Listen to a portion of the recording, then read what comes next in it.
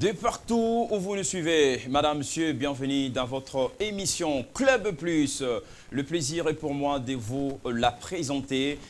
L'arrêt de la Cour constitutionnelle qui a tranché par rapport à la convocation de ces congrès devrait statuer sur la mise en application de l'état d'urgence décrété par Félix-Antoine Tshisekedi Tshilombo en cette période du coronavirus, une maladie qui décime le monde, vous le savez. Nous allons également nous pencher sur l'affaire d'Itali Kamere avec son arrestation. Il est toujours à la prison centrale de Makala. Est-ce que ces derniers ne va-t-il pas bénéficier d'une faveur émanant du chef de l'État? Tentative de réponse dans cette émission Club Plus. Nous allons également faire un petit rebondissement par rapport sur la suspension du porte-parole de l'Union pour la démocratie et les progrès sociaux, Paul Tshilombo. Comme vous le savez très bien, il y a tant d'épilogues, tant de questionnements en cours de route par rapport à ces dossiers. Alors, sur ces plateaux, j'ai des personnalités de taille. À ma gauche, Maître Loulou de Lumuntu, libre penseur, mais aussi le secrétaire général de la jeunesse responsable, fait partie de la société civile, à qui je dis bonsoir. Bonsoir, monsieur. Alors, comment allez-vous? Dieu fait grâce. Alors, Dieu fait grâce. Alors, à ma droite, Clément Barouti, cadre au sein du CACH, mais aussi au sein de l'UDPS, à qui je dis bonsoir. Bonsoir, merci beaucoup, messieurs les journalistes. C'est un plaisir de vous avoir sur notre plateau. Je suis tellement content aussi parce que c'est pour la première fois que vous m'invitez dans votre plateau. Alors, merci puisque vous nous parlons en ce qui concerne ces grandes actualités qui brillent la République démocratique du Congo, vous le savez. D'abord, nous allons ouvrir l'ego en ce qui concerne l'arrêt de la Cour constitutionnelle, Maître Loulou de Lumuntu, Félix-Antoine Tshisekedi Tshilombo, qui a reçu les deux présidents, le président de Chambre du Parlement, je cite Janine Mabunda de l'Assemblée nationale, mais aussi celui du Sénat, Alexis Tambwe Mamba, pour parler justement de cette pandémie qui décime le monde. Vous le savez, ces trois personnalités font bloc pour lutter contre cette pandémie. Alors dites-nous d'abord en ce qui concerne l'arrêt de la Cour constitutionnelle, mais aussi les retombées de cette réunion. Bon, je voulais d'abord préciser d'emblée que les arrêts de la Cour au regard de l'article 168 sont susceptibles d'aucun recours et sont exécutoires.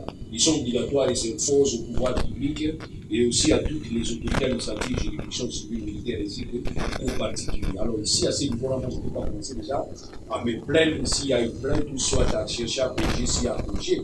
Donc nous sommes obligés de nous intervenir. Mais toutefois, les gens doivent comprendre que les juges statuent que sur la matière qui est sous examen. Donc ici, la matière sous examen, c'était l'autorisation avant la déclaration de l'état d'urgence qui a été, entre nous soit dit, écoutée un peu par le président du Sénat, Alexis Tambwe Mamba. C'est ainsi que le président a saisi la Cour et là, en saisissant la Cour, le président a seulement projeté, ou soit seulement présenté à la Cour son inquiétude sur l'article 85. Faudrait-il, en déclarant, il faut d'abord obtenir l'autorisation de la Cour, du Congrès, ou faudrait-il seulement déclarer? Mais nous estimons que déclarer, c'est juste ces pouvoirs reconnus par les législateurs au président de la République. Parce que le danger est imminent, le danger est présent. Faudrait-il encore attendre que le Congrès se réunisse d'abord avant de déclarer? Non. Le législateur a voulu à ce que le président puisse d'abord prendre des dispositions en déclarant seulement.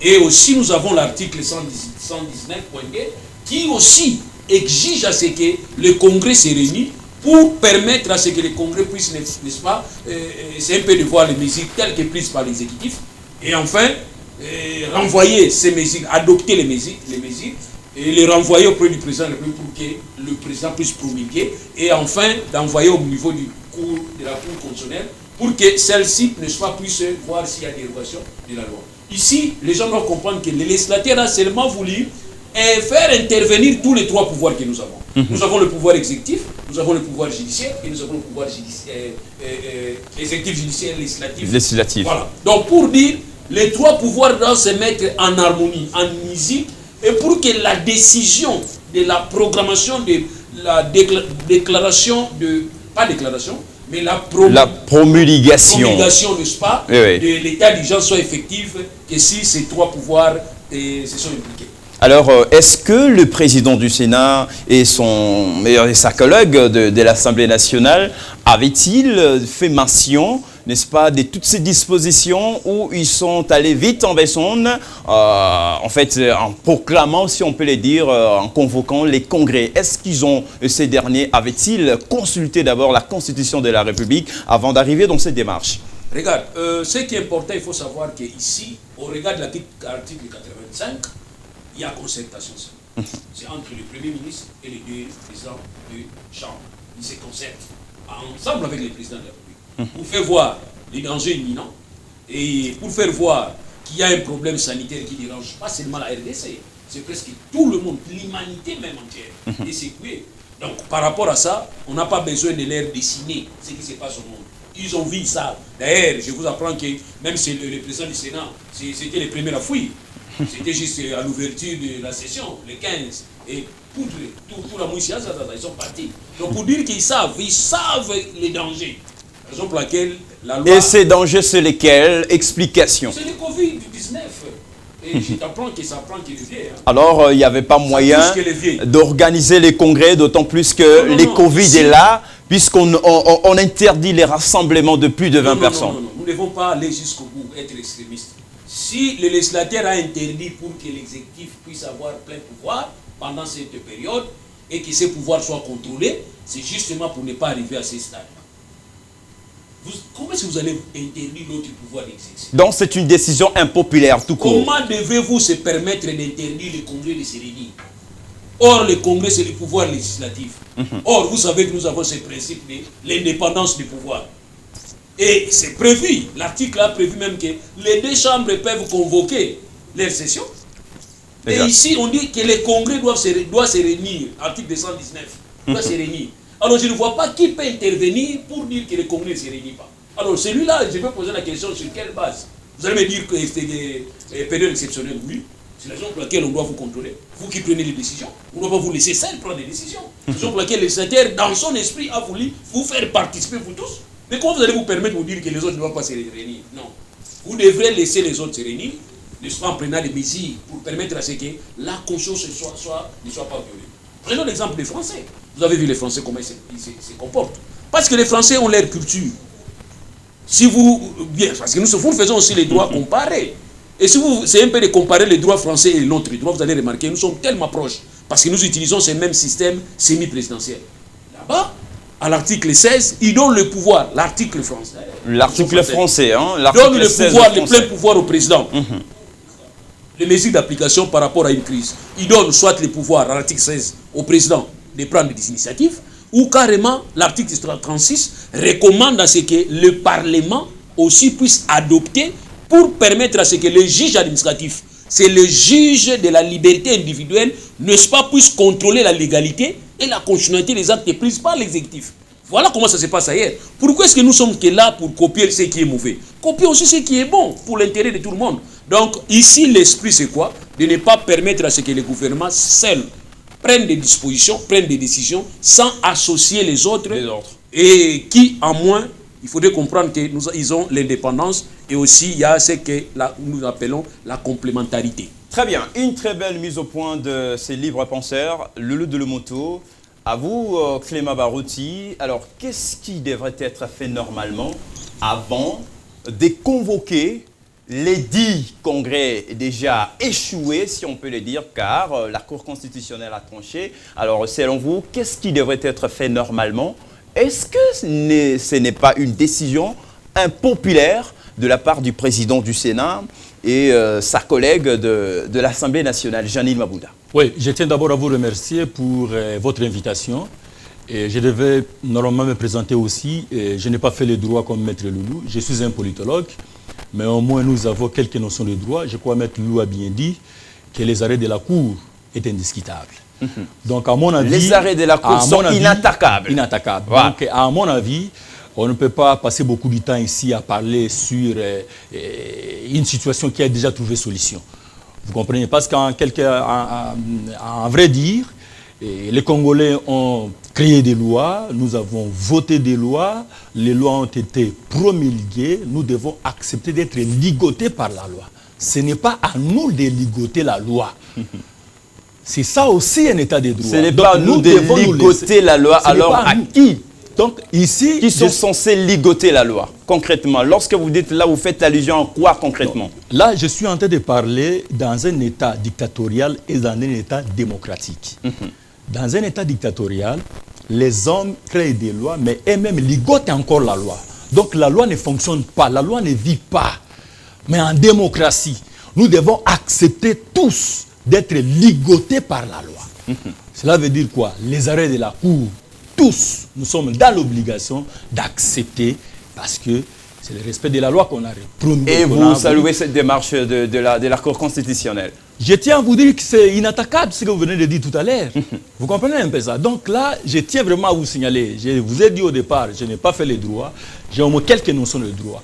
Sauf que seulement ceux qui ont fait des droits, qui maîtrisent aussi très bien que les arrêts de la Cour sont inattaquables, ce sont toujours eux qui tentent toujours d'attaquer d'une autre manière. Alors, mais moi ici, je tiens à vous signaler que je suis dans une école où on m'a appris le respect de la loi. Donc j'accepte d'être ligoté par la loi. Vous êtes dans une école où on vous a appris la loi. Alors, partons de cette décision du président du Sénat, mais aussi celle de l'Assemblée nationale. Comment vous trouvez d'abord cette décision? Est-elle une décision impopulaire ou ces derniers avaient-ils consulté d'abord avant de convoquer les congrès ou c'est vraiment une mauvaise intention de leur part? Bon, en réalité, si vous vous souvenez très bien ce qui s'est passé, ne me poussez pas à parler de quelque chose qui a déjà Ne vous poussez pas à parler comment, puisque voilà vous êtes là, donc on a besoin de votre analyse. Je suis en train de parler avec vous. Exact. Je ne vais pas réfléchir à la place des autres. Je risque d'être Dieu. Alors, émettez votre point de vue par rapport à ça. Par rapport à ça, la Cour a déjà tranché. D'accord. Donc, ce que le président de l'Assemblée nationale et la présidente voulaient faire aujourd'hui, la Cour a déjà tranché, qu'il ne faut pas s'attaquer à ce que le président de la République a fait. Donc, à mon avis, donc, on ne peut pas s'éterniser à cela. Vous ne pouvez pas vous éterniser à cela, donc bon, on peut dire que vous saluez la perspicacité légendaire de la Cour constitutionnelle par rapport à ces dossiers. Alors, parlez-nous aussi en ce qui concerne les non-dits de la réunion qu'a convoqué Félix Antoine Tshisekedi Tshilombo dans sa résidence en télé. C'était autour de quoi? Quels sont les non-dits de cette réunion? Non, nous devons faire attention avec les non-dits. Vous devez faire très attention avec les non-dits. Parce que si vous parlez déjà des non-dits, c'est que c'est vous-même qui êtes l'auteur de la réunion. J'ai présenté autre chose, et puis je vous donne autre chose. Ça, c'est le chef de l'État. Il était dans une réunion avec les responsables des institutions de la République. Ils ont parlé, bien sûr, concernant ce que vous venez tout à l'heure de dire. Ça ne pouvait pas manquer. Vous avez suivi la déclaration de la présidente de l'Assemblée nationale après cela. Il a dit, nous devons maintenant construire, chercher à aller en avant, tout ça, il faut qu'on laisse passer. Allez-y comprendre que la solution a été déjà trouvée par rapport à ça. Alexis Tamboué Mamba a déjà compris. Alexis Tamboué Mamba a déjà compris. Maître Lulu de Lumutu, alors c'est vrai, Clément Baroudi s'est réservé de parler un petit peu par rapport au non-dit de la réunion. Par la loi. De la réunion qu'a convoqué le chef de l'État, Félix Antoine Tshisekedi Tshilombo. Et si on peut aller très loin, quels sont les non-dits? Oui, parce que l'arrêt de la Cour constitutionnelle concernant la convocation du Congrès a été déjà échoué. Alors parlez-nous à ce qui concerne les non-dits de cette réunion. Cette réunion était essentiellement axée sur quoi? Je voudrais aussi me refuser d'aller dans les détails. À partir du moment où c'est une réunion interinstitutionnelle, je ne fais même pas partie d'être animateur d'une institution. Donc je ne sais pas me rendre compte d'une réunion que je n'ai même pas assistée et que je n'assisterai même pas. Mais moi, par contre, ce qui m'intéresse ici, c'est plutôt dire que l'arrêt aurait, n'est-ce pas, interdit pour que les congrès se tiennent. J'ai dit non. Si c'est tel est le cas, alors c'est que moi, je veux déjà dire que nous ne sommes pas dans cet état de droit que vous et moi, on nous fait croire. Non, c'est impossible. Donc, je viens de vous dire que la Cour constitutionnelle connaît des recours en interprétation de la Constitution. sur saisine, soit des présidents, soit des présidents des Sénats, soit des... Voilà. Donc ici, il faut que les gens comprennent. Le président a saisi la Cour dans une matière bien précise. C'est l'article 85.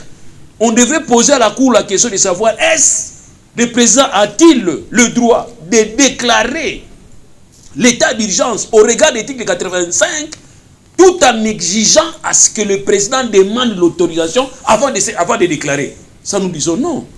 La Cour a pleinement raison que le président peut déclarer, on dit, c'est un danger imminent.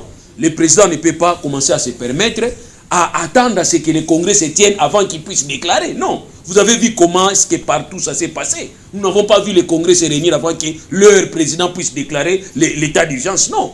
Ici, la Cour a seulement répondu à cette question pour dire que le président peut et a le droit de déclarer. De déclarer. Maintenant, il y a une procédure. Mais il ne peut pas le faire, mais tout en consultant le président de ces deux chambres. Rien qu'en concertation. Juste après concertation, le président peut déclarer l'état d'urgence. Là, c'est son droit. C'est ce qu'a reconnu la Cour. Point. Nous sommes là. OK. Non. Il faut aller jusqu'au bout parce qu'il y a une logique. La logique ici, maintenant, il faut matérialiser la déclaration.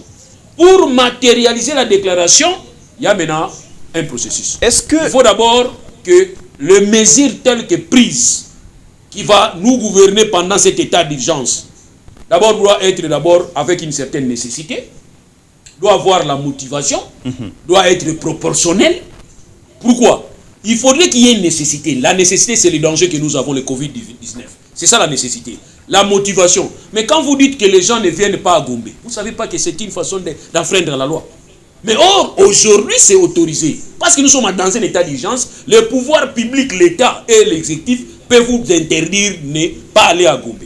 Mais or, la loi vous reconnaît cette possibilité d'aller là où vous voulez en République du Congo. Mais pendant cet état d'urgence, je vous dis niet. Donc, il y a une motivation. Pourquoi? Parce qu'on nous dit que Gombe est l'épicentre du Covid-19. OK. Maintenant, il faudrait que cela soit proportionnel et aussi limité dans les temps. C'est-à-dire, la loi vous reconnaît l'état d'urgence pendant 30 jours. Il ne faut pas dire que non, moi, écoutez, je trouve que je vais aller même 40 jours. Non, on va vous dire peut dire que ça, c'est une mauvaise intention de la part du président du Sénat. Il est important que les gens comprennent. Chaque pouvoir a son rôle à jouer. Le président, en tant qu'exécutif, avec le gouvernement, il se concerte avec les deux chambres pour déclarer. Ils ont déclaré. Maintenant, il appartenait aux deux chambres de se réunir au regard de l'article 119 pour voir les modalités, pour voir ce qui a été prévu par l'exécutif dans un cadre d'un projet et pouvant permettre à ce que cela soit sanctionné par une ordonnance. C'est-à-dire, l'ordonnance du président de la République pour matérialiser l'état d'urgence ne peut venir qu'après ces procédures. Alors, donc, c'est ça. J'estime aussi à un certain niveau que nous devons aussi permettre que le Congrès se réunisse. Pourquoi? Parce que si vous lisez bien l'article 85 et que vous lisez l'article 119.2, il semble qu'il y a un petit problème. Une cacophonie au sein. Un petit quoi que nous devons voir dans la mesure du possible. Qu'on devrait revoir. Comment modifier pour que ce genre de problème n'arrive pas? Parce que moi, je connais les Congolais. Pour un virgule, plutôt pour un simple point, on risque de faire tuer beaucoup de gens. C'est ainsi, nous devons rester hommes d'État, essayer de monter et voir dans la mesure. Même s'il restait un jour, je vous demande que le Congrès se tienne pour que nous soyons en mesure de se dire que oui, nous respectons les textes, nous sommes dans cet état de droit. Voilà. Au regard de ces situations que le monde est en train de traverser, vous ne voyez pas que l'annonce, encore moins les décrets de l'état d'urgence en République démocratique du Congo, on voit le jour du lendemain, le président du Sénat, Alexis Tambwe Mwamba, et sa collègue de l'Assemblée nationale surgissent pour convoquer un congrès. Au regard de cette situation que nous sommes en train de traverser, bien sûr, on peut dire que c'est de la délinquance institutionnelle de leur part. Moi, je trouve que vous voulez commencer à modifier vous-même. Non, mais c'est une question quand même. Vous plaire, hein? Non, vous voulez quoi? C'est une question. On commence à vous applaudir parce que vous n'avez pas respecté quelque chose. Regarde, qui vous dit que convoquer le congrès c'est une infraction? Qui vous dit que c'est la rébellion? Non, au regard de la situation dans laquelle le pays est plongé. Mais justement, la Constitution, dans son article 119 que je viens de dire ici, a dit que le congrès, les deux chambres se réunissent en congrès pour les cas suivants. La procédure de révision constitutionnelle. OK? L'autorisation de la programmation d'état d'urgence. L'audition du discours du président de la République. La désignation des 3 membres de la Cour constitutionnelle. Et en ce qui concerne le premier point, la procédure de révision, ça, 7 millions. Non, pas 7 millions. C'est 7 millions. C'est 1 dollar. Alors, en ce qui concerne l'audition du discours du chef de l'État, là, c'est 0,5 dollars. Les dépenses, hein, pour organiser ça. En ce qui concerne la désignation des 3 membres, là, c'est gratuit. Mais en ce qui concerne l'autorisation de la programmation d'État d'urgence, on dit que c'est 7 millions. Moi, je me dis, alors, il y a un problème. Donc, ça dit, vous voulez une chose et son contraire. Et son contraire. Non. Laissez ces gens-là se réunir, ce n'est pas un problème. Et encore, je viens d'apprendre qu'on a interdit à ce que les congressistes se réunissent, parce qu'il y a une mesure qui interdit de 20 personnes de se mettre ensemble en public. Mais faites un tour au niveau de la présidence. Le rassemblement de plus de 20 personnes. De l'UDPS. Au-delà de 20. Oui, faites un tour là-bas. Au-delà de 50 même. Non, faites un tour là-bas. Vous allez remarquer, ils sont textuellement comme les congrès. Et ces gens-là ne respectent pas aussi les mesures d'hygiène dictées par les autorités. Non, ça dit, ils ne respectent même pas les mesures prises par leur ancien président. Explication. Non, le président actuel, il était en président de l'UDPS. Vous comprenez? Donc, il est devenu président aujourd'hui. Donc, il ne respecte même pas ce que le président dit que nous ne voulons pas voir 20 personnes. Ils sont là ensemble, mais on interdit les congrès. C'est ainsi nous disons que là, c'est l'article 168 alinéa D. Tout acte déclaré non conforme à la Constitution est nul et de plein droit. Moi, j'estime que le congrès aussi, ou soit le président du Sénat, ou soit la présidente, peut aussi saisir la Cour constitutionnelle pour poser la Cour la question, est-ce que le ministre de l'Intérieur peut se permettre de bloquer que les congrès ne se tiennent pas parce qu'ils ont interdit que 20 personnes se réunissent. Comme ça, nous attendrons aussi que la Cour vienne en rescousse pour nous dire que oui, le ministre, vice-premier ministre, ministre de l'Intérieur a raison. Vous les congressistes, vous ne devez pas vous réunir parce que vous dépassez 20, entre autres, les combattants se mettent à 19,5, raison pour laquelle ils tiennent les discours. Voilà pourquoi nous disons qu'il ne faut pas faire cet esprit sélectif de la loi et respecter certains et puis essayer de transgresser les autres. Clément Barouti, beaucoup de votre parti politique, l'UDPS, ne respectent pas les mesures d'hygiène telles que dictées par votre ancien président du parti, qu'on vient de dire, Maître Lulu de Lumumtu. Aujourd'hui, c'est quelqu'un qui engage toute une nation. Comment expliquez-vous ces paradoxes tout en contextualisant cette idée à ce que vient de dire Maître Lulu de Lumumtu? Je ne savais pas que j'étais en face de notre porte-parole qui pouvait parler maintenant au nom de notre parti politique. Mais je tiens à informer mon co-débatteur que ça fait aujourd'hui plus de 3 semaines que notre permanence est d'ailleurs fermée. Je ne sais pas si Maître Loulou connaît réellement l'adresse de la permanence de l'UDPS. Parce que la permanence de l'UDPS, il n'y a aucune activité. Je dis bien aucune activité, mais on part du rassemblement de plus de 20 personnes. Non, c'est ce que je dis. En son sein, bien sûr. Maître Loulou, peut-être, il est tenté de regarder beaucoup plus la télé au moment du confinement. Il voit les images anciennes. Peut-être c'est par rapport à ça qu'il fait l'allusion. Au jour d'aujourd'hui... N'a-t-il pas aussi le droit de faire un petit tour? Est-ce que je peux l'interdire? Mais c'est ce qu'il a constaté. Il n'y a plus le rassemblement de plus de 20 personnes. Il faut comprendre ce que dit Maître Loulou. Mon co-débatteur, ce qu'il dit, il ne maîtrise pas. Je te dis que notre permanence est fermée même. Hermétiquement fermée. Ça, je vous l'ai dit. Fermée. Mais aujourd'hui, nous sommes ici pour entrer à Gombe aujourd'hui. Nous ne sommes pas entrés. Pourquoi? Nous sommes dans un état d'urgence.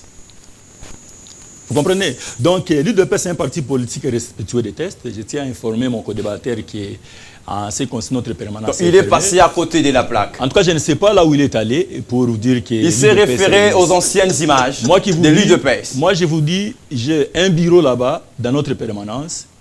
Ça fait plus de 2 semaines aujourd'hui, je ne mets pas mes pieds là-bas. Donc, c'est fermé, je vous répète encore. S'il y a moyen, vous avez des caméras ici, même demain ou après-demain, on peut s'appeler, on dit, je vous montre ce qui se passe au sein de... C'est de l'acharnement de sa part. Et puis je tiens encore à l'informer. C'est de l'acharnement de sa part à ce sujet. Je ne peux pas emprunter ces mots-là, ça sera trop méchant envers mon co-débatteur. Je voulais encore ajouter quelque chose pour dire quoi? Je voulais encore dire que notre secrétaire général, Augustin Kabouya, il est parmi les gens qui est en train de faire la sensibilisation en ce qui concerne Covid-19.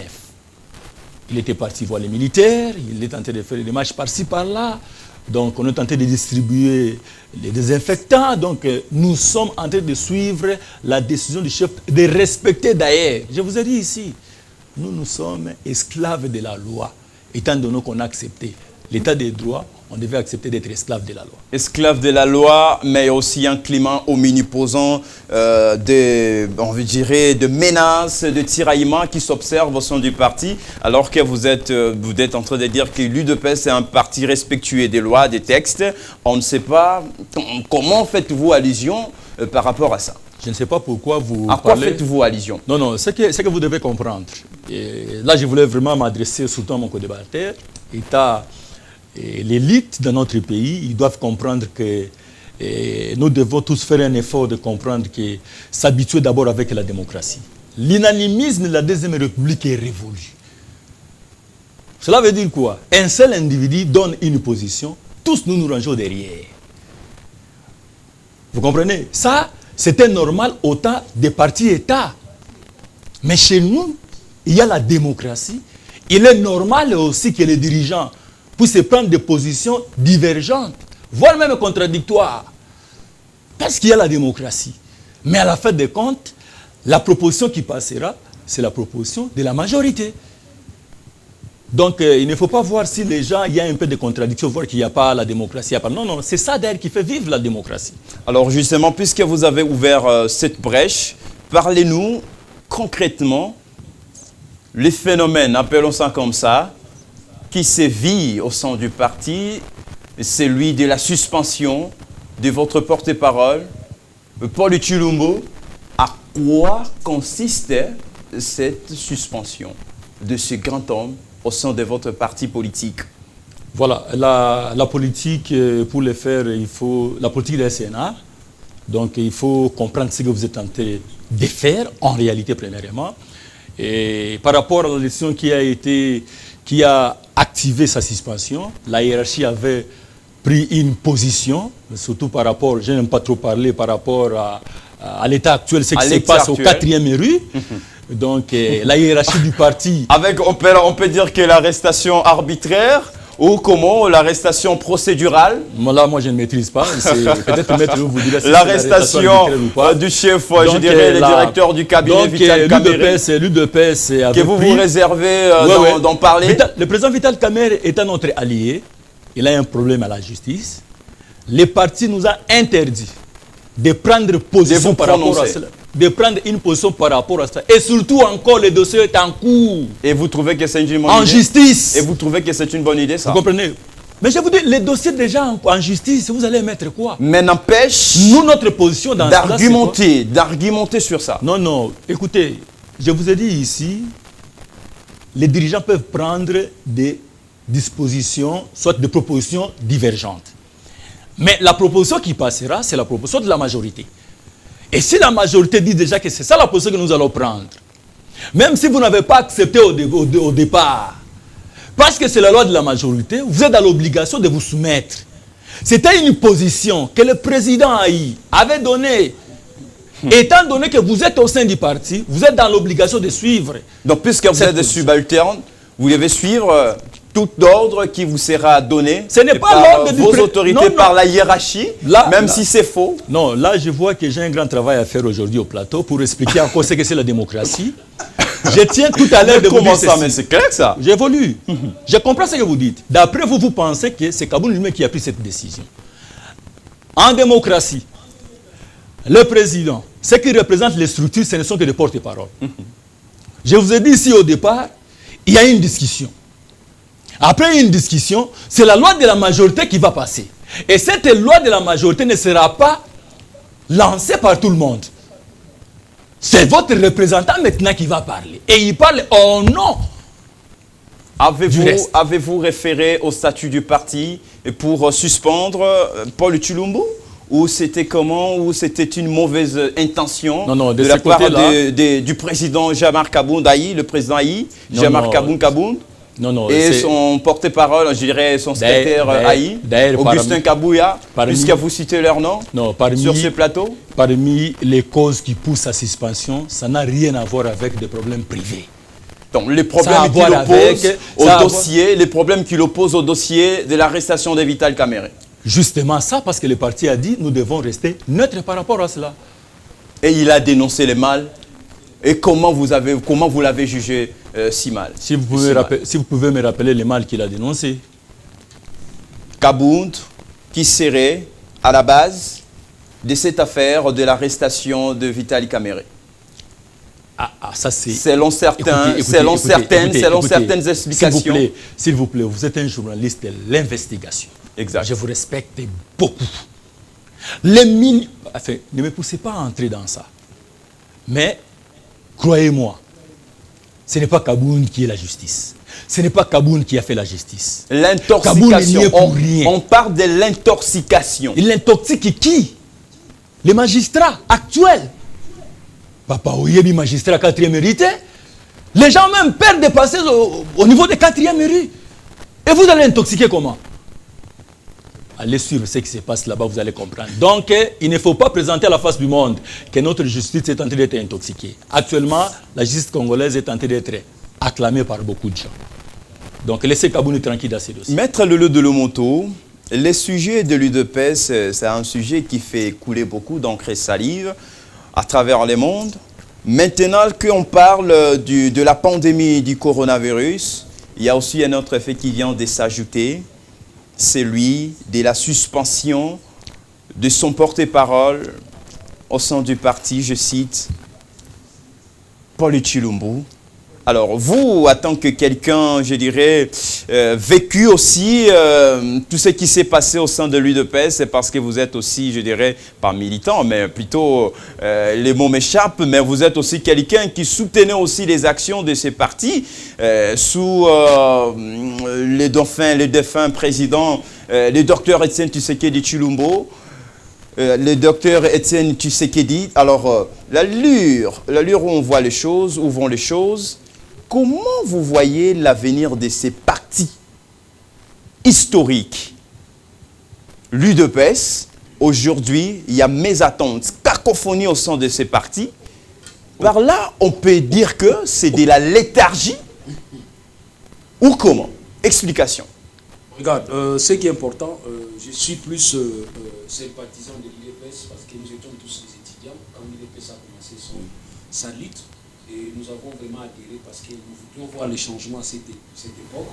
Personne ne pouvait croire que Mobutu pouvait pleurer. Personne ne pouvait croire que Mobutu pouvait fuir. Et quand nous avons vu un grand leader charismatique, Tshisekedi Dormo, paix à son âme, et quand il commençait déjà à parler, nous on s'est dit que voilà, ces messieurs-là vont avoir des problèmes.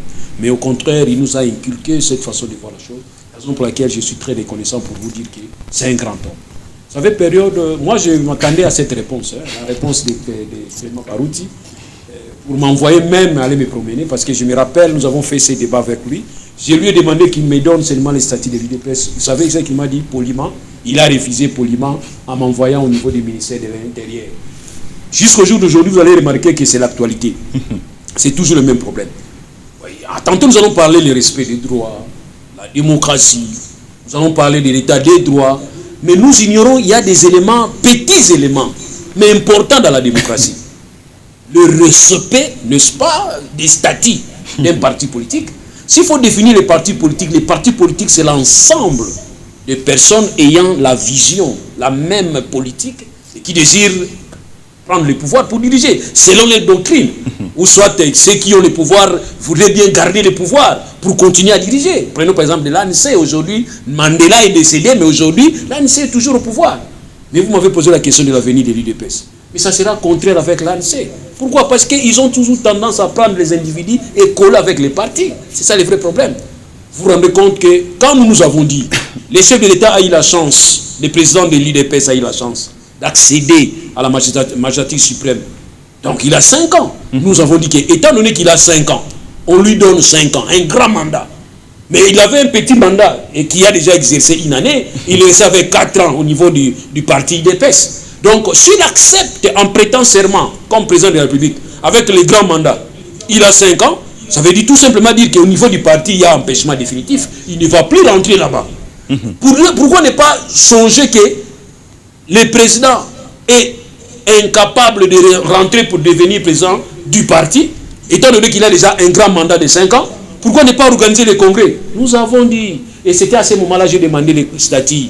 Barout me dit non, fais un tour au niveau des ministères, au couloir, là vous allez trouver, quelqu'un peut vous donner les statuts. Or, on pouvait peut-être déjà donner nos points de vue. Ils ont fait ce qu'ils ont fait. Donc, cette suspension de... Aujourd'hui, ils ont un mandat spécial. Paul Tshilombo n'a pas sa raison d'être, en quelque sorte. Je réponds. Ils ont un mandat spécial. Je ne sais pas si c'est indiqué dans leur statut. Le mandat spécial est là. Il y a une nomination d'un AI. Or, les AI, c'est-à-dire intérimaire, c'est un concept des droits administratifs. Vous connaissez comment on doit se comporter quand on est intérimaire. Tout ça, on ne veut pas respecter, mais nous sommes dans l'état de droit, il faut toujours respecter. Non, écoutez, l'état de droit aussi, c'est le respect des petits textes. Quand vous ne les respectez pas, on ne se retrouve pas. Donc, c'est ainsi, je dis, le monsieur a été suspendu, non pour avoir indexé les présidents AI, non, là je soutiens, pour dire que ce n'était pas ça. Okay. Il n'a pas cité le nom de quelqu'un qui serait impliqué, ou soit de leur président AI, non. Il a seulement parlé, parce que les journalistes, quand vous posez des questions, on doit vous répondre par respect. Il a seulement dit que oui, le problème qui se passe entre Vital Kamerhe et la justice, c'est un problème qui concerne Vital Kamerhe. Et cela ne peut pas impacter entre nous et l'UDPS. Quand il dit entre nous, je ne dis pas moi, entre UNC et UDPS. Qui reste dans la coalition tranquillement. Voilà sa déclaration. Et aujourd'hui, il y a une suspension qui est venue pour dire qu'on vous a demandé la neutralité. Si quelqu'un dit que c'est un problème de la justice, je ne suis pas son avocat. En tout cas, c'est ce qu'on nous rapporte. Et c'est ce que nous avons entendu dire que, pour avoir dit que ce problème, c'est un problème qui concerne Kamerhe, ce n'est pas un problème qui va impacter les relations entre UDPS et INC.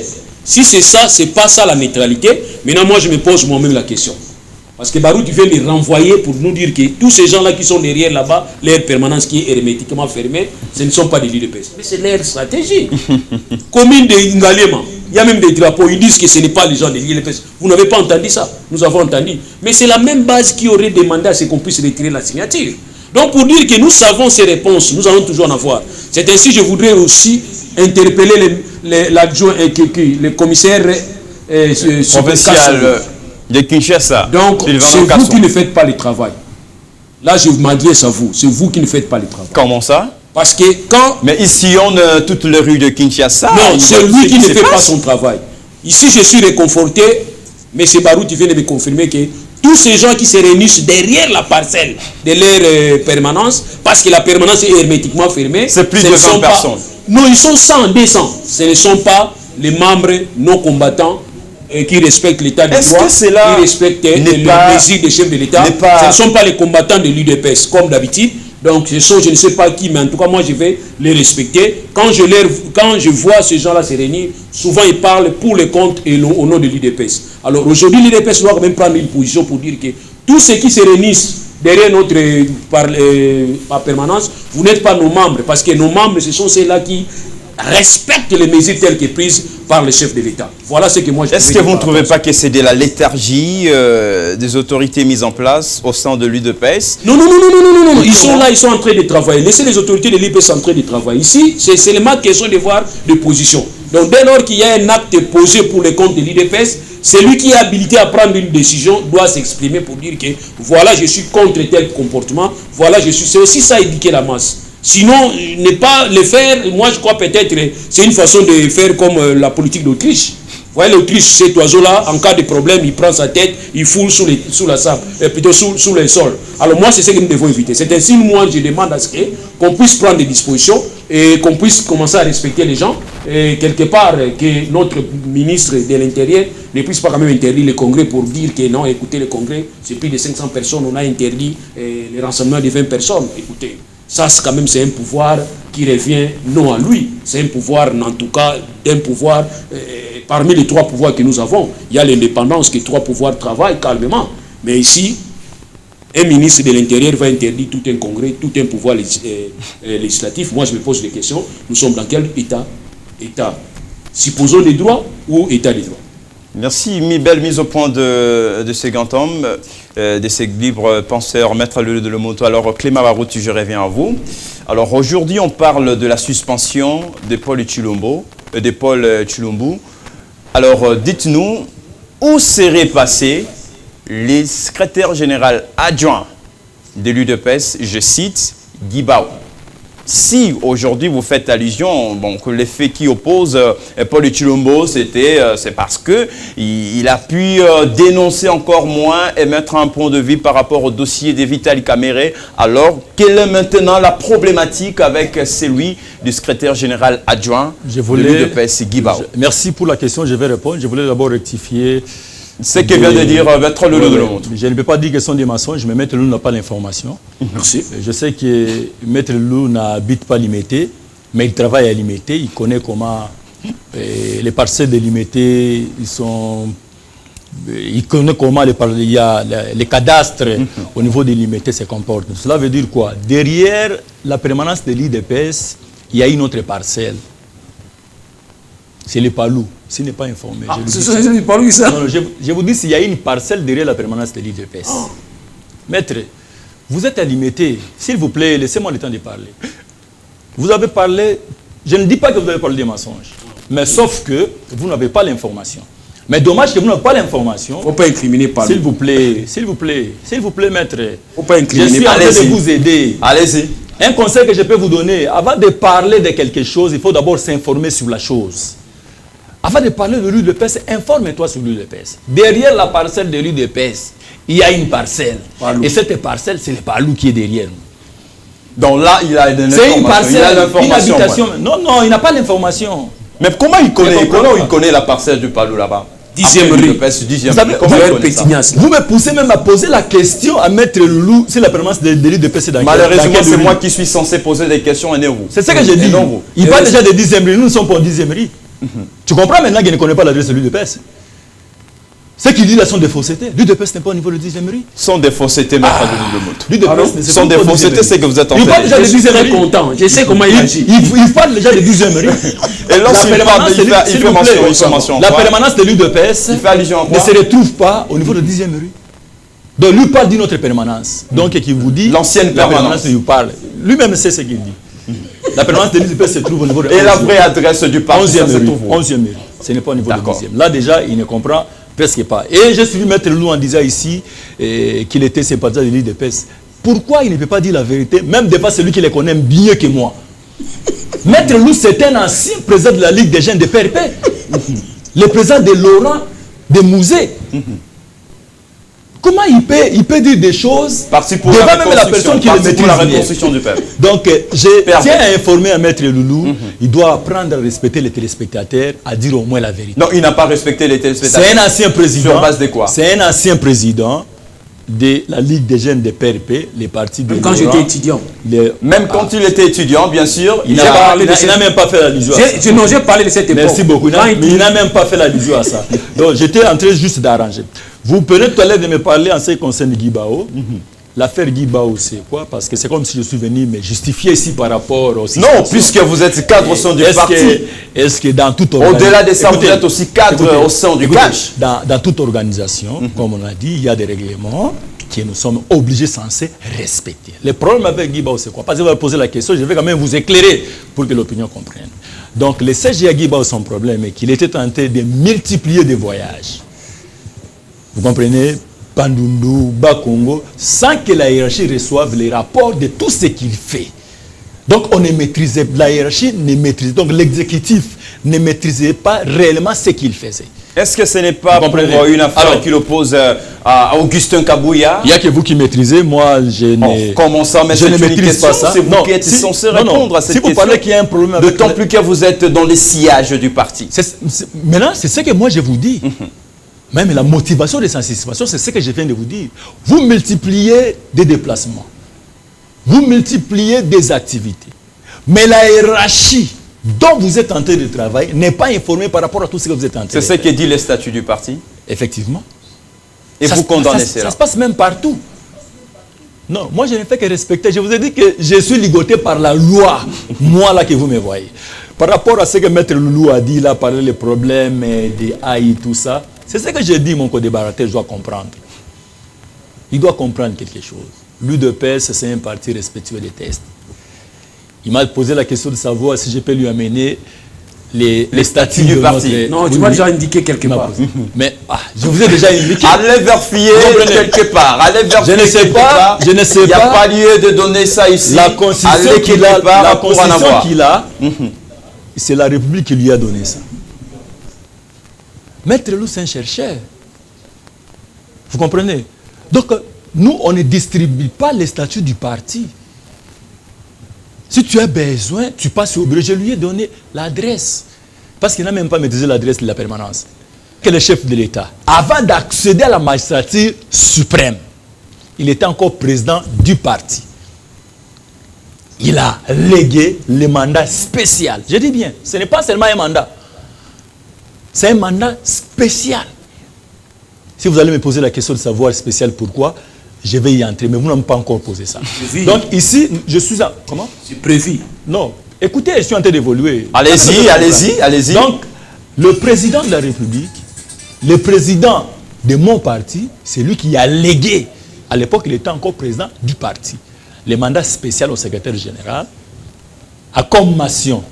Toutes les attributions du président du parti, vous allez agir comme tel. Le président Jean-Marc a un mandat spécial qui lui donne le pouvoir d'agir avec la En tant qu'intérimaire, responsabilité. en tant qu'intérimaire. Écoutez d'abord, Évitez les mots là. il y a un mandat spécial. Et dans ce mandat, je n'ai pas amené ici prochainement, parce que je peux vous amener ça. Je ne savais pas qu'on pouvait aborder sur ça. Donc, dans ce mandat, on dit ceci. Toutes les attributions du président du parti, on dit à celui à qui on a légué le mandat d'agir ainsi. En vous Donc, entendant, pour dire, en vous si le entendant- président, pour dire ceci, si le président avait le pouvoir dans ses attributions de nommer, le président Jean-Marc pouvait aussi nommer. S'il avait le pouvoir de suspendre, il pouvait aussi suspendre. Vous comprenez? Donc, c'est ce qui se passe au sein de notre parti. Actuellement, l'UDPS n'a pas besoin de toutes ces histoires-là. Actuellement, nous avons besoin d'implanter notre parti. Actuellement, Actuellement, nous UDPS avons n'a pas besoin besoin. d'enraciner les Actuellement, UDPS n'a pas besoin de toutes ces choses, mais nous avons les informations à notre possession selon lesquelles votre président, le président haï de l'UDPS, aurait créé son propre parti au nom de décisions finales. Au nom des décisions finales, allais-je dire. Alors, qu'en est-il au juste? Vous n'allez pas nous dire que vous ne maîtrisez pas aussi cette information. Ah, Glody, je vous respecte. Puisqu'on vous beaucoup, entend mon frère. parler, vous Écoutez, appuyez beaucoup plus sur les actions de Écoutez. Jean-Marc Kaboum Écoutez. et de son collaborateur Augustin Kabouya. Monsieur le journaliste, vous êtes un journaliste de l'investigation. Je n'y entrave que dalle, je ne refuse pas. Vous savez qui est le VPM de l'intérieur aujourd'hui? C'est un combattant de l'UDPS. Pour dire quoi? La création d'un parti politique pour avoir les documents. Où est-ce qu'on peut avoir ça? J'ai envoyé Maître Lou quelque part, s'il peut vous le dire. Ministère de l'Intérieur. Si quelqu'un qui a le parti politique, c'est le ministre de l'Intérieur Donc, qui va décision avoir ces finale documents. ne vous dit absolument rien. Je vous dis, je suis en train de vous le répéter. VPM, le ministre de l'Intérieur, aujourd'hui, Gilbert Kakonde, que je salue en passant son excellence. C'est un combattant Donc, de vous l'UDPS. ignorez, vous Donc ignorez aujourd'hui, si vous créez un parti politique, sa légalisation passera par là. Mais on peut aussi mettre sous le nom de quelqu'un d'autre et le jour après, Ah là, c'est vous on maintenant pourra qui le récupérer. Là, maintenant, c'est vous qui mais maîtrisez. en se basant sur un raisonnement. Non, là maintenant, c'est vous cohérent. qui maîtrisez. Là maintenant, c'est vous On qui sait très bien maîtrisez. que Jean-Marc Kaboum aurait créé son propre parti, décision finale. Que certains de vos militants dénoncent même. Non, le problème, c'est ce que je suis en train de vous dire. Moi, je ne peux pas dire des spéculations. Mais ce ne sont pas des S'il vous plaît, spéculations. s'il vous plaît, je suis ici à la télé, beaucoup de gens me suivent. Il y a des responsables qui sont en train de nous suivre. D'accord. Et si nous sommes en train de s'adresser à ces responsables, nous devons être sous responsables. Si on crée un parti politique de décision finale, vous avez votre caméra, vous êtes un journaliste, vous avez le droit d'entrer partout. Allez au ministère de l'Intérieur, posez cette question s'il y a un parti politique qui est appelé décision finale. D'accord. On vous dira quoi? Maître Loulou de Montou, je reviens à vous. L'arrivée de... Est-ce que d'abord l'arrivée de Jean-Marc Kaboum au sein de ce parti UDPS a pu changer quelque chose de nouveau qui n'existait même pas avant son arrivée au sein de ce parti. Et depuis son arrivée, il y a beaucoup de spéculations. On peut dire que c'est de la léthargie au sein de ces partis. Il y a aussi l'anarchie de la part du président Félix-Antoine Tshisekedi Tshilombo. Aujourd'hui, il engage toute une nation. On ne sait pas. D'abord, avec l'arrivée de Jean-Marc Aboud, est-ce que cela vous dit quelque chose d'abord? Bon, écoutez, moi, ce qui est important, je voudrais vous rappeler que je voudrais saluer la mémoire de ce grand homme Tshisekedi Tshilombo. Il y avait aussi des problèmes pendant qu'il dirigeait ces grands partis. Il y avait des problèmes, rappelez-vous, avec des conflits avec l'IAU, des conflits avec beaucoup de gens qui étaient là-bas. Mais du moins, lui, il utilisait plus la sagesse. Quand quelqu'un détourne, ou soit ses cartes de la logique du parti, lui parlait plus de l'auto-exclusion. On n'écrit pas, on n'a pas besoin de gaspiller les papiers, on n'a pas besoin de gaspiller les stylos, et te donner une certaine importance. Et vous posez ma question, non, on voit aujourd'hui tel avec mouvance présidentielle. Il dit oui, nous avons seulement constaté son exclusion. C'était ça ce vieux-là. Donc ça c'était la sagesse. Aujourd'hui, d'aller créer des conflits inutiles et de créer des ruptures entre partis, ce n'est pas le moment qu'il dit que l'UDPS devrait le faire. Ici, je voudrais vraiment être content, je suis en tant que chercheur, je vais essayer un peu de bien chercher. Nous avons une nouvelle loi portant organisation et fonctionnement des partis politiques, telle qui est déclarée par mon co-débatteur. Et cette loi n'est se régit qu'au niveau de l'UDPS, où le président qui a une autre mission importante, comme je venais de le dire tout à l'heure, qui a 5 ans comme président de la République, les grands mandats, et qu'on puisse organiser les congrès pour permettre à ce que les congrès puissent se choisir un autre président qui va faire 5 ans du mandat. Alors, dire qu'il faut nommer, on a nommé, celui qui a nommé a encore nommé, et puis celui qui a été nommé par nommé a révoqué, a suspendu. Eh bien, écoutez, si c'est ça, l'état du droit, alors je dois commencer à me réserver pour croire. Les avis ne convergent pas concernant ces dossiers de la suspension de ces comportements de nature à dénoncer au sein du parti l'Union pour la démocratie et le progrès social. Alors, vous comprenez, les co-débatteurs se sont en train de creuser en profondeur, mais il n'y a toujours pas une lumière là-dessus. Alors, nous allons chuter puisque nous sommes arrivés pratiquement à la fin. Je vous donne 2 minutes en ce qui concerne la problématique sur l'arrestation de Vital Kamerhe. Maître Lulu de Lomoto, est-ce qu'avec l'arrestation du directeur de cabinet du chef de l'État, Vital Kamerhe, cela ne pourrait-elle pas handicaper les bons fonctionnements de cette institution de la présidence de la République? Est-ce que vous ne craignez pas ces derniers? Ne va-t-il pas bénéficier de la mise en liberté provisoire? D'abord, je vous réponds que même si le président s'est divorcé aujourd'hui, il va continuer à travailler. On ne faut pas croire que si Vital quittait la présidence, c'est fini avec cette institution. Non. Ici, nous devons vraiment enlever ça de cet esprit. C'est un travailleur, il n'est pas indispensable, et il est en prison aujourd'hui. La présidence continue toujours à fonctionner. Donc, il faut vraiment enlever cette idée. Et par rapport à son arrestation, nous disons tout simplement, je donne un petit exemple. Vous êtes marié, vous avez votre femme, les enfants sont là à la maison, vous avez donné l'argent à la maman de préparer la nourriture. Vous rentrez à la maison, on vous dit que les enfants sont tellement KO parce qu'ils n'ont pas mangé. Est-ce vous allez vous permettre d'aller menacer les gens qui vendent au marché? Ou bien vous allez demander à la femme, ta femme à toi, qu'est-ce qui se passe? Pourquoi les enfants n'ont-ils pas mangé? Mais c'est ce qui est en train de se passer avec Vital. On lui pose la question. Quel a été le cordon? Dis-nous, l'argent, le travail n'a pas été fait. C'est ça le problème. Pourquoi vous voulez commencer à déranger les gens? Et ici, on va commencer à nous pointer du doigt, vous voyez, les avocats, les juristes, la justice. Non, on pose, c'est-à-dire l'homme est en train de poser à sa femme. Pourquoi les enfants n'ont pas mangé? Parce que Kofi a dit que Simba qui me balobé la rayangote.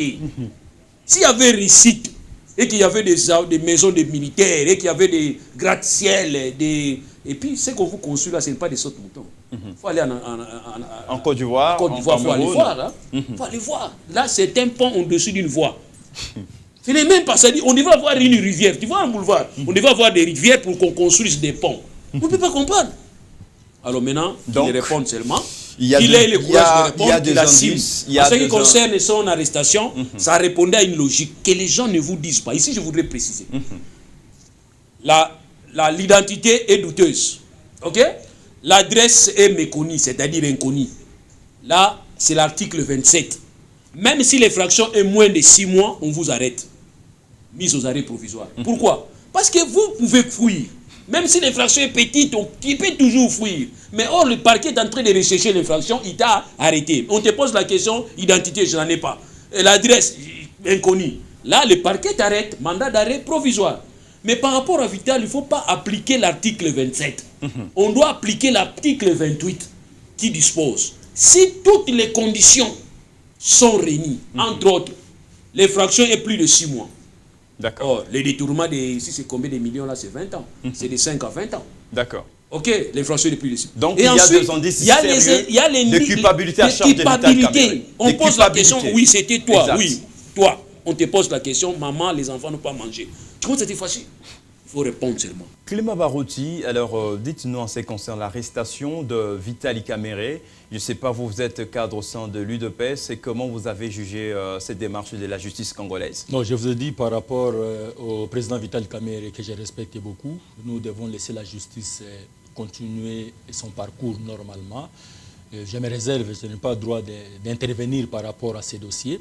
Mais ce que j'aimerais d'abord éclaircir ici par rapport à ce que mon co-débatteur venait tout à l'heure de dire par rapport à notre statut, l'article 26 prévoit qu'en cas de démission, d'empêchement définitif, d'expiration des mandats, ce n'est que pendant ces temps-là qu'il y aura triumvirat.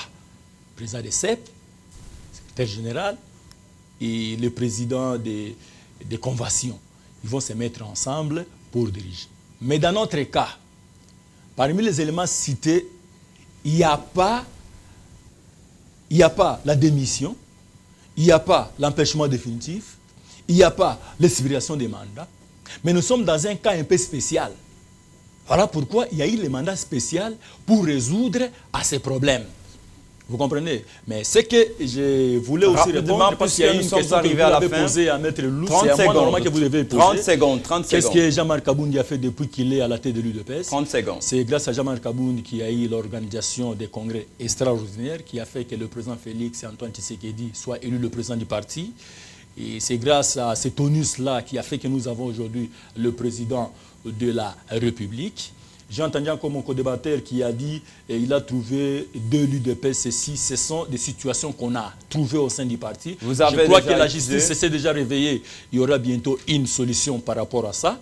Mais ce que je suis en train de demander actuellement aux combattants de l'UDPS, nous sommes dans l'obligation de se réunir tous, de se mettre ensemble derrière les secrétaires généraux et le président AU du parti, afin que nous puissions implanter notre parti partout pour que nous puissions conserver le pouvoir le plus longtemps possible. Merci. Alors, Clément, maître de Lomotou, nous sommes arrivés à la fin. Un petit mot, en une minute. Il faut juxtaposer les deux mandats. Le mandat du parti qui est resté 4 ans et le mandat du président de la République qui est 5 ans. Vous allez remarquer que le mandat du parti est absorbé. Ça, c'est déjà un empêchement définitif. Qui veut dire que le chef de l'État, en tant que président d'un parti politique, qui ne peut pas exercer, avoir un rôle au niveau du parti politique, ne peut pas, dans les 5 ans qui suivent, n'est-ce pas, retourner au parti pour servir son parti. C'est déjà un cas d'empêchement définitif. C'est déjà un cas d'empêchement définitif. Et là, c'était une réplique à la réponse donnée par Clément Barouti. 30 secondes. Qu'est-ce qu'il y a à dire encore? Et Maître Lou pense que les législateurs de cet statut avaient peur de mentionner empêchement définitif. Non, non, non. Ici, il s'agit d'empêchement. Il ne s'agit pas d'empêchement définitif. Nous sommes ici dans un cas de l'indisponibilité. Maître Lou doit comprendre, Maître Lou doit comprendre à faire la différence entre l'indisponibilité et l'empêchement définitif. Ça n'est donc fini pour ce numéro de Club Plus. Alors c'était là ces deux personnalités, ces deux compatriotes qui ont mis leur point de vue par rapport à l'actualité de l'heure en République démocratique du Congo. Club Plus revient bientôt. Merci d'avoir été de nôtres.